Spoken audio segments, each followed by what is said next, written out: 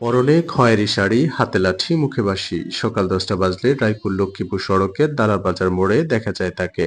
Bus truck অটোর ঢল ঠেলে মানুষকে নিরাপদ পথ দেখান। কেউ ভাবতে পারে তিনি সরকারি ট্রাফিক পুলিশ, কিন্তু তিনি নন। তিনি তৃতীয় লিঙ্গের সদস্য শিপা মেঝি। কোনো বেতন নেই, নেই সরকারি নিয়োগও। তবু কয়েক বছর ধরে স্বেচ্ছায় ট্রাফিকের দায়িত্ব পালন করছেন তিনি। এই ব্যস্ত মোড় দিয়ে ঢাকা সহ কয়েকটি বড় রুটে যানবাহন চলাচল করে। আগে দুর্ঘটনা ছিল নিয়মিত, শিপার উদ্যোগে এখন অনেকটাই কমেছে বলেছেন চালকরা। একসময় যেদিকে বিশৃঙ্খলা ছিল অভ্যাস, এখন সেখানে থেমে যায় গাড়ি, নড়ে মানুষের বিবেক। স্থানীয় ব্যবসায়ী জাকির হোসেন বলেন, ও না থাকলে সকাল বিকেলে বাজারে দাঁড়ানো যেত না। যানবাহন চলাচল অনেকটা ওর উপরেই টিকে আছে। ও এখন সবার চোখে নিজের মানুষ। নিরসনের জন্য উনি প্রাণপণ চেষ্টা করে এবং দীর্ঘদিন যাবত এখানে কাজ করে।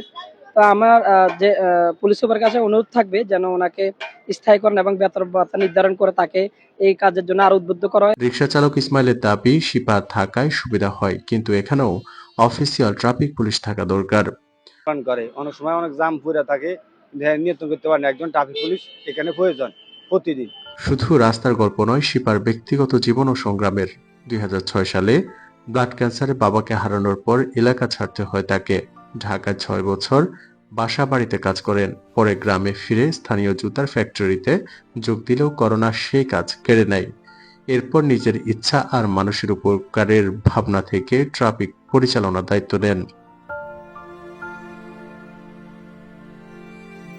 বাপ না কেন সামনে আমি বুক করে রয়েছি হে রে অন হে দিন দিন যাতে আছে আমার একটু কষ্ট এগোতে কি ছোট ছেলে কইতেছে মা তাকে রে আল্লাহ আমরা কি করছি হিসি মারছি আবদুল্লাহ ছেলেও মারছে আর পাশে মারছে বাপের ভাইয়েরা মারছে মানে হেঁটে রাস্তা ট্রাফিক দিয়ে আজ কবর তালাক লইছে এটা।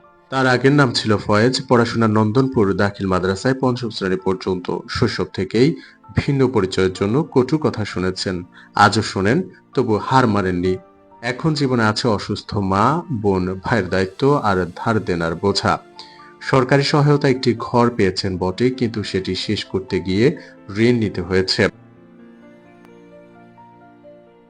দিয়েছে। এই ঘরটা 2024 সালে সরকার আমাকে দিয়েছে। আমি এখানে থাকতেছি।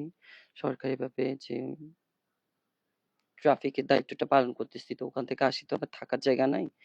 তো আমি ম্যাডামের কাছ থেকে একটা ঘর দাবি করছিলাম। পরে ম্যাডাম আমাকে ঘরটা নোটিশ লিখে দিছে। টিউনো স্যারের মাধ্যমে, চেয়ারম্যানের মাধ্যমে ঘরটা হস্তান্তর করা হয়েছে আমার। মানুষের ভালোবাসায় তার ভরসা। কেউ 5 থেকে 10 টাকা দেন, আবার কেউ সামর্থ্য অনুযায়ী 500 বা 1000ও দেন। এসব দিয়ে চলে তার সংসার। শিপার সহজ কথা, মানুষ যাতে নিরাপদে চলতে পারে তাই করি। একটা স্থায়ী কাজ পেলে আর পেছনে তাকাতে হতো না। বিদ্রুপের মধ্যে বড় হওয়ায় মানুষ আজ দালাল বাজারে দাঁড়িয়ে বলেন, কাজ দিয়ে মানুষের জায়গা হয়, কথা দিয়ে নয়। আর তার বাঁশির তীক্ষ্ণ সুর যেন রোজ মনে করিয়ে দেয়, রাষ্ট্রে দেয়া পোশাক না থাকলেও দায়িত্ববোধের ইউনিফর্ম পরা যায়। পাশ দিয়ে ছুটে যাচ্ছে বাস ট্রাক সহ ছোট বড় যানবাহনগুলো। ভিড় আর হর্নের মাঝে দাঁড়িয়ে মুখে বাঁশি আর হাতে লাঠি নিয়ে ট্রাফিক নিয়ন্ত্রণ করছেন শিপা মিঝি। চোখে কাঠিন্য নেই, আছে দায়িত্বের ঝিলিক। সরকারিভাবে ট্রাফিকের দায়িত্ব নেই তিনি, কিন্তু যানজট আর দুর্ঘটনা এড়াতে কাজ করে যাচ্ছেন। উপসহ তালার বাজার থেকে কামরুল হাসান হৃদয়, লক্ষ্মীপুর 24।